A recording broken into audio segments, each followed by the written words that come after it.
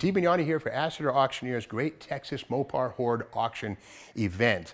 We've spent the past 9 days here on site at this wonderful Texas Prairie Ranch, documenting 150 of the over 260 vehicles that will be offered in the October auction. But there's a whole other side of the auction, and that is parts and memorabilia. So this is one of a couple of buildings filled with items from the Hemi collection that will also be sold during the same auction period. Now you want to be sure to go to AstorAuctions.com and of course Steve Bignani's YouTube channel for more specifics on how and when these loose things, these parts and pieces, will be sold. But in the meantime, let's take a walk around just to get acclimated to what's being sold. Now, Mr. Hemi was a collector of all kinds of things, including complete engines. This is a 354 Hemi that's been hot rodded. Apparently he bought this, it was a running engine. It's actually on a bit of a test stand. This will fire up and run right here. It is a 354. Somebody made up these cool little wooden things here. And being an industrial, I'm almost certain if we lift up on these two puppies here, we'll find the bumped valve covers with solid adjustable rocker arms.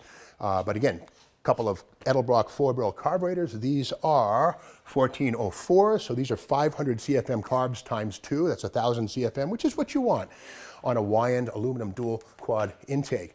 Moving along, this is another early Hemi with some aftermarket finned aluminum valve covers. These look like they might be hotheads pieces. A chrome-plated cast iron 4-barrel manifold. Again, this is cast iron, but it looks shiny. That's been chrome-plated. And to find out what size it is, we go here on this stamping. D633. 33 tells us it's a 331 Hemi, the first size. Of course, 331, 354, 392. They're all good. Moving along, here is a Chrysler Imperial Hemi engine. This one right here, no induction. This is what we call a long block. And on this one, we have 58 C697, 1958. This is going to be a 392, the big dog. And again, the final year for the Hemi, 1958 right here. And this looks like it's pretty much a stock engine. The gold paint is what these would have been shown as in an Imperial. Next up, oh, look at this. A Chrysler Industrial Hemi. And the beauty of this is the fact that it has these bumps on the valve covers. These tell us this has the adjustable rocker arms, which are so hard to find. If you're building a hot rod Hemi, 331, 354, 392, and you put a solid cam, you're going to have the adjustable rocker arms. And when you see these bumps, that's an indicator that that is what's inside. So that's a beautiful piece. This is a long block of a Chrysler Industrial Hemi. Let's see what size this one is. Sometimes the numbers aren't here. Yeah, I don't see numbers. This is probably a 354. Might be a 392, but it's probably a 354. But again, the heads and the rockers and the valve covers are the story on this one here. Pretty rare stuff. Moving on, this is a 318 poly. This one here, probably a, yeah, there it is right there. And again, polyspherical indicates the angles of the valves entering the combustion chamber. It's not a hemisphere, it's a polysphere. But again, the idea is that the valves go in toward the center of the chamber rather than straight down where they're shrouded by the bore. And this is, the adjustable rockers are always found on these polys. That nut right there allows the adjustment of the lash on this side. And again, nice chromed or powder coated valve covers. Looks pretty cool. This is a long block as well. No intake on that one, but great little engine for a Plymouth Fury. Gotta love this. A red Ram Hemi, this one here. And again, the Dodge Hemi was the smallest of the bunch. And here, P27, it's a 270 cubic inch version, this one right here. These started out at 241 cubic inches, grew out to 315 at the end. So it's a 270 cuber. Pretty cool. And here's the Hemi head here sitting loose, goes with the engine. And why do they call it a Hemi? Well, we look at the other side of the cylinder head here and the hemispherical combustion chambers. Voila, that's why they call it a Hemi. The beauty is the valves open toward the center of the cylinder bore where they're not shrouded by the cylinder wall. That's the magic of the Hemi, the hemispherical combustion chamber. And again, the Hemis of today in the pickup trucks and Challengers and Chargers and 300s, a descendant of the original Gen 1 Hemi from 1951 through 58. Down here, another pallet full of goodies.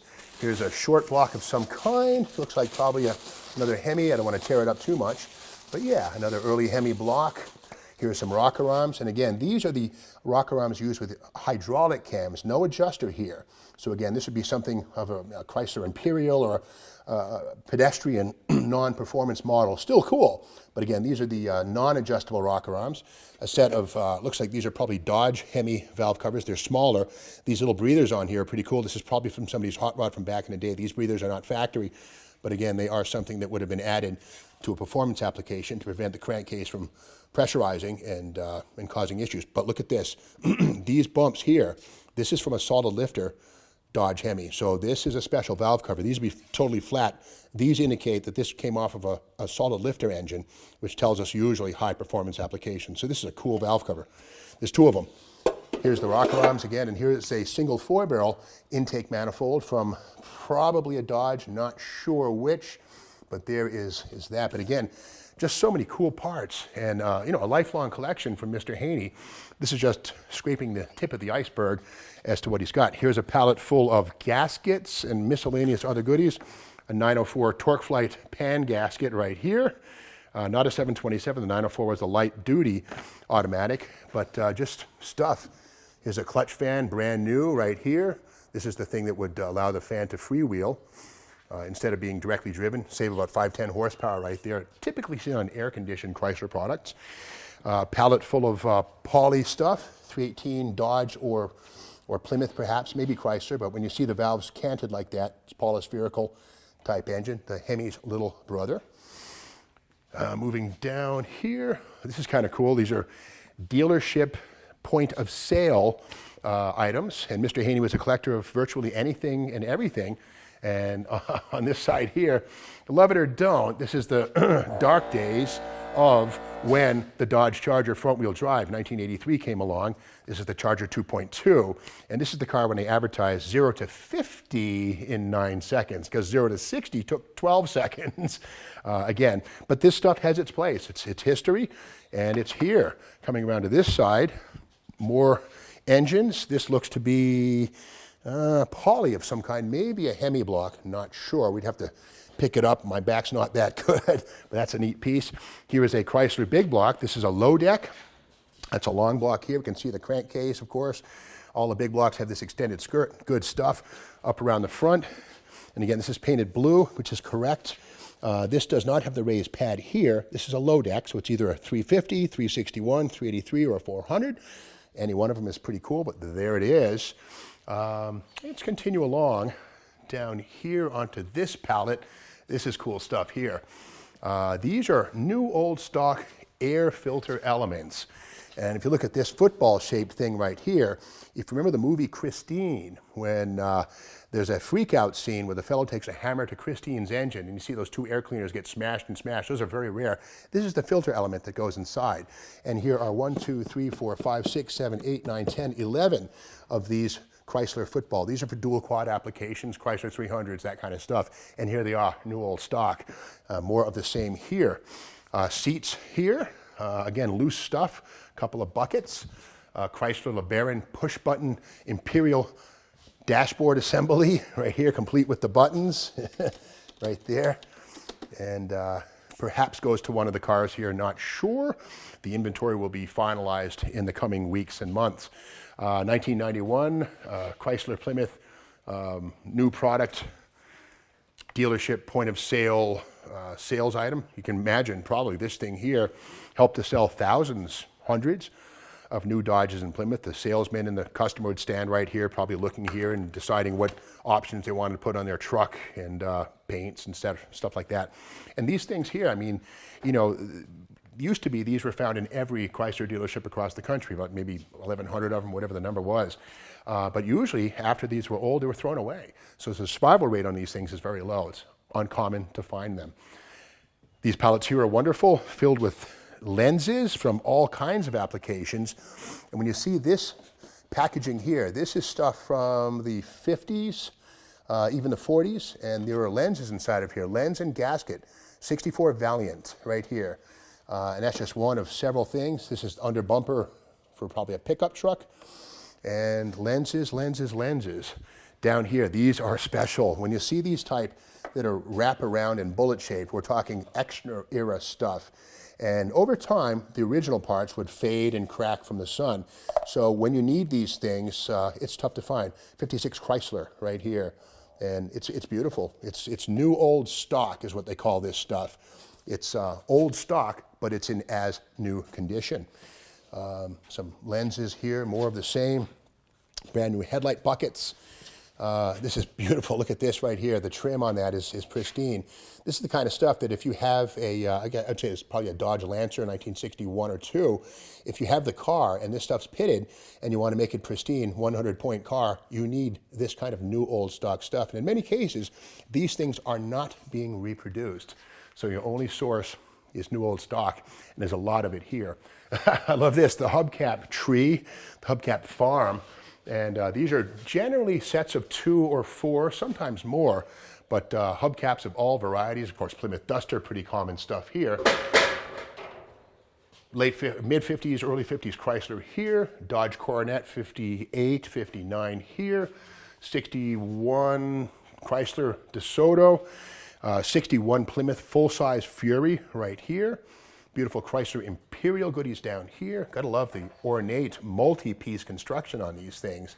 And again, today, of course, you know, most vehicles come with cast aluminum wheels that are styled and look cool. Well, back then, they were very exotic. So Detroit car makers would use metal hubcaps to define and delegate the cars from top to bottom. Let's continue back along this wall here. And more of these beautiful hubcaps. 1963, 62 Sport Fury hubcap. It's a pretty rare piece right there. 63, 64 Dodge Polara spinner hubcap with the Dodge Fratzog triangular logo in the center. Autolite spark plugs, very cool dealership sign. And down here, these are wonderful. A lot of folks say, oh, Kelsey Hayes wire wheels. Well, yes and no. They are wire wheels, but these are made by a company called Motor Wheel, which was an old school and still is wheel supplier to all of Detroit, the OEM manufacturers. These were seen from 54 through about 57, 58. They were factory option. These were about, I think, $400 or $500 then as a wire wheel upgrade. Available pretty much on all Chrysler vehicles, but typically seen on Chrysler 300s. And here they are, 15 by, I think, 5.5 inches, but beautiful shape. Those, again, are the Motor Wheel optional wire wheels. There's a set of 5 of them right there. Moving here, well, we have more gaskets. Assembly manuals here, parts books, 68 to 69 C-body, 70 through 71, 63 Crown. I mean, these are wonderful things. When you're restoring a car, knowledge is power, and these books are full of knowledge. Going down here again, more lenses, new old stock stuff. Love this, 1965 or 6 Polara or Monaco tail light lens. Look at that, how beautiful is that thing? And when you need this thing, you're not going to find it anywhere but new old stock, and these are not being reproduced. So again, this is just a wonderful treasure trove of necessary bits and pieces. More of the same down here. This is a beautiful thing here. This is probably about a 60 or 61 Chrysler or DeSoto. Isn't that beautiful, that delta shape right there? And again, this is new old stock. No cracks, no fading, no fracturing. These are the things you need if you have a 100-point concourse restoration going together. You need this kind of stuff here. And these items will all be sold at no reserve during the auction. Yeah, plastic and just neat stuff. 54 Plymouth, I had one. I recognize these a mile away. This is the 54 Plymouth taillight lens here with reflector. And again, a little dust, but that is mint. You could wax it up, polish it as new. These are pretty cool here. These are dealership training items. This one here was sent to Writers Incorporated, Kerrville, Texas. And this is a film library, 1977. And in this probably are going to be microfilms or, reel-to-reel type films. Yeah. Okay. Huh. All right, this one here, Tech News. Master Tech News, January 1977. And here's the machine, the projector, the movie deck projector. And again, dealerships, they have a sales and service team. All those guys have to be kept up to date and educated on the latest offerings from the manufacturers. And that's how Chrysler did it with these film kits. And there were hundreds of these things. Here's one right here. Look at this. The man behind the dollar. okay? Mr. Dealer, here's your special kit on The Man Behind the Dollar. Sent new to Crane Motors in Crane, Texas. And this is probably a reel-to-reel film. I don't want to hurt it or mess with it too much. Oh, it's a record. Look at this. Okay, it's a record. Keep Your Promise, RCA Victor Division, Special Kit, Master Technician Sales Force. And Keep Your Promise. There it is, a little dusty, but again, this sort of thing you just don't find. These often were thrown away at the end of the model year by the dealership, written off as an advertising or tax expense. So in many cases, they had to be destroyed in order for the dealer to get that credit. So to find these things in surviving condition, it doesn't happen. Down here, this is pretty cool. The Plymouth Sales Promoter. These are books or magazines that were sent out to Plymouth dealers to help them sell cars. And here's January 1940, volume 12, number 2, the Plymouth Sales Promoter. And inside of here, you know, how to sell cars, commercial cars, in other words, sell to taxi fleets and police agencies. But this stuff is just wonderful. And again, these items are all here. They're going to be sold at no reserve during the automotive component to the auction. Coming along down here, more loose goodies. And again, items were found in various places throughout the house, and the team who is putting these all in order are doing their best right now to organize and set things aside. So this is kind of a temporary setup here, but they're organizing apples with apples, oranges with oranges. Here's some magazine ads that have been framed. Mr. Hemi decorated his house with lots of cool stuff. And again, lots of pictures and art and stuff. And here's, look at this, Chrysler Tonic, to tone up your selling system, June 25th, 1940. And just basically helping the salespeople stay in tip-top shape, telling them how to sell against the competition. And this is the kind of stuff, again, that went into the dumpster pretty much after it was read, because, you know, it takes up space to store these kind of things, and dealerships just don't have the space to sit on stuff like that. Well, Mr. Hemi saved it, preserved it. We can thank him for doing that. He's done the world a favor, really, by saving these goodies. And the point of this auction really is to get all these parts and pieces and the cars back into circulation, where they'll live on in finished cars and in people's collections. These are new old stock spark plugs, gasket sets. I recognize this a mile away. These are Slant 6 steel shim gaskets, and these are pretty hard to find. When you get a gasket set today, it's a composite gasket. It's kind of thick. Well, if you want a high compression Slant 6 engine or the absolute maximum compression, you want a steel shim. And here they are, brand new, never been used. I love Slant 6s. They're my weakness, right behind Hemis. Okay, on this row here, more of the same, lots of plates. Look at this, license plates, Texas plates. Here's a pair of Texas dealer plates from 1962. So if you were a dealership in Texas, you would have these plates, put them on the car, the customer would take the car for a drive, you'd put this from car to car, and again, this is what allowed the dealer to allow people to test drive cars. And these are astonishing. These are wonderful. It's a set of 2 of these right here, and here's another one, 1962, 2622-8, 26192, and just a couple of several sets of plates. These are air conditioning units right here. These would go under the dashboard, a variety of different types. Here's one here, a Bon Air. This is an aftermarket piece, not Chrysler. Chrysler would be Air Temp. But again, these are just neat things that go under the dash. And these are cool. These are near and dear to my heart. Model cars and replicas, scale replicas. These are common. That's basically a new Erdl item. Some of these are die cast. These are more recent. They're cool. But down here, the model cars, I love plastic kits. These are awesome. This is Johan's 1963 Plymouth Fury. Here's the kit, unpainted.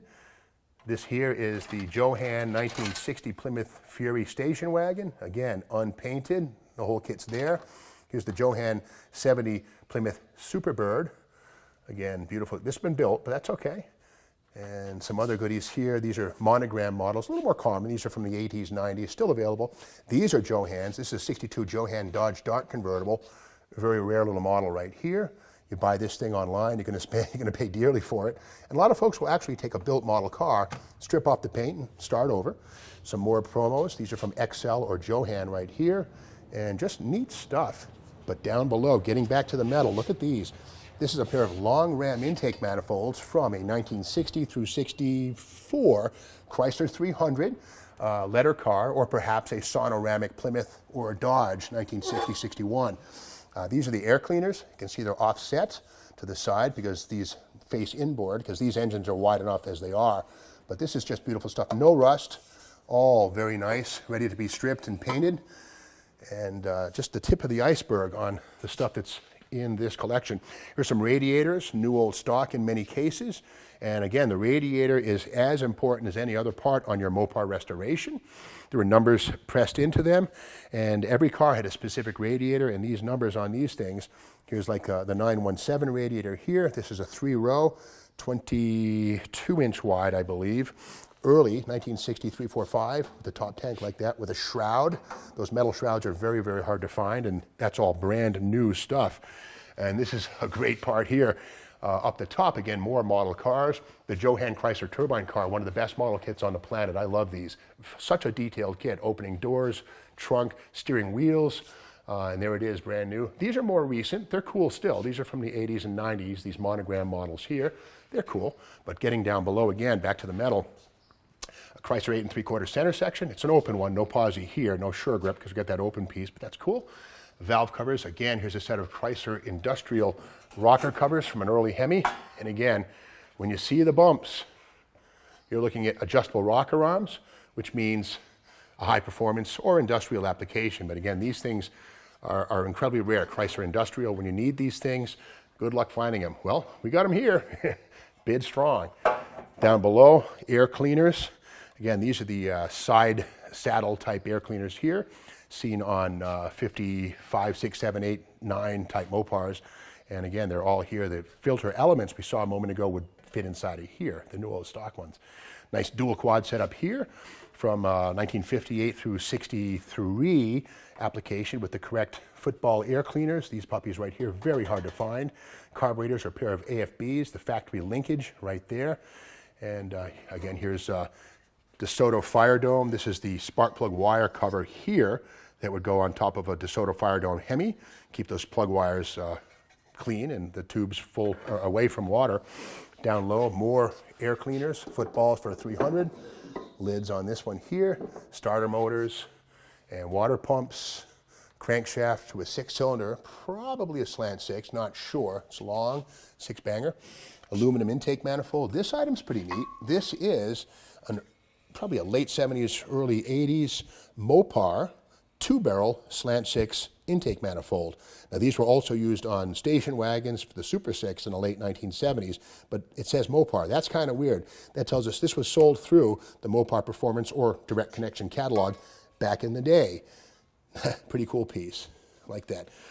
And continuing along here, more intake manifolds. This is an incredible piece. This is a Wagon 3 Stromberg 6-pack style manifold, but it's for a big block Chrysler.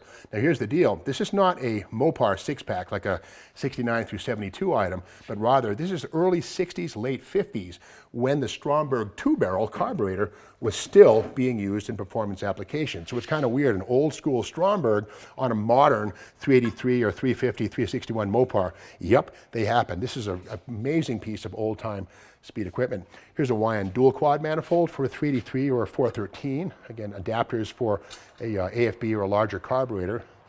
A factory dual quad setup here, another one. This is probably from a Chrysler 300H or something like that, 62, 63. Here's a dual quad setup from a Plymouth Fury. I believe it's polyspherical, I think.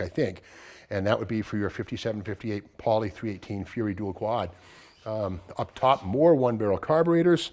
And again, the tip of the iceberg being shown here, and in just an amazing collection of stuff. So that's the story of the other side of the auction. The vehicles, the cars will be sold in one setup, and then during the same auction event, these loose parts, these pieces, this memorabilia will also be sold at no reserve. To learn more, go to AssetOrAuctioneers.com or to the Steve Magnanti YouTube channel.